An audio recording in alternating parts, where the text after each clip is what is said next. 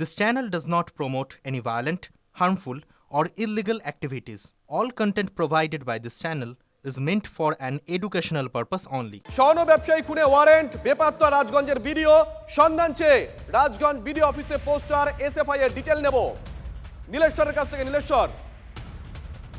দেখো শুভজিৎ, গত কয়েকদিন আগে যখন স্বর্ণ ব্যবসায়ীকে খুনের অভিযোগে আদালতে আত্মসমর্পণ নির্দেশ দিল বিচারপতি, তারপর থেকেই কিন্তু রাজগঞ্জ বিডিও অফিসে আর তাকে দেখা যাচ্ছিল না, অর্থাৎ বিডিও প্রশান্ত বর্মনকে দেখা যাচ্ছিল না।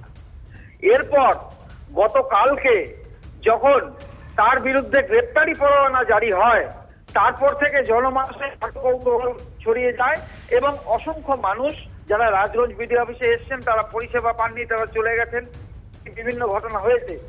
তারপরেই আজকে পথে নামে এসএফআই এবং রাজগঞ্জে তারা কার্যত বিডিওর পোস্টার নিয়ে বিভিন্ন জায়গায় করেন এবং রাজগঞ্জ বিডিও অফিসেও তিনি নিখোঁজ হয়ে গেছেন এমন সাটিয়ে দেয় শুভজিৎ।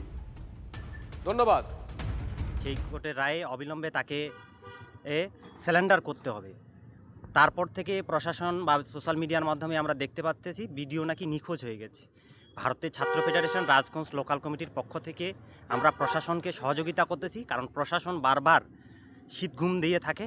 আবার এদিকে চোর গুন্ডা মাফিয়াদের ধরতে প্রশাসন একদম কোনো ভূমিকা সেভাবে পালন করে না।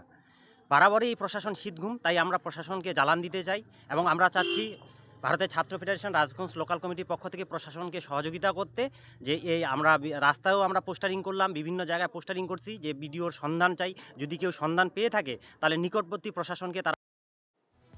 ব্যাক টু ব্যাক আরো একটা খবরের দিকে নজর রাখতে হচ্ছে।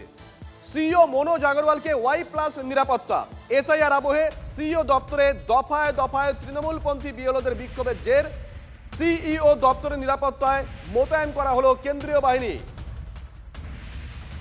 আপনারা দেখছেন যে এসআইআর পর্ব চলাকালীন তৃণমূলপন্থী বিএলওদের একটা অংশ তারা সিইও দপ্তরের বাইরে দফায় দফায় বিক্ষোভ দেখিয়েছেন, আর তার জেরে এবার সিইও দপ্তরে মোতায়েন করা হলো কেন্দ্রীয় বাহিনী।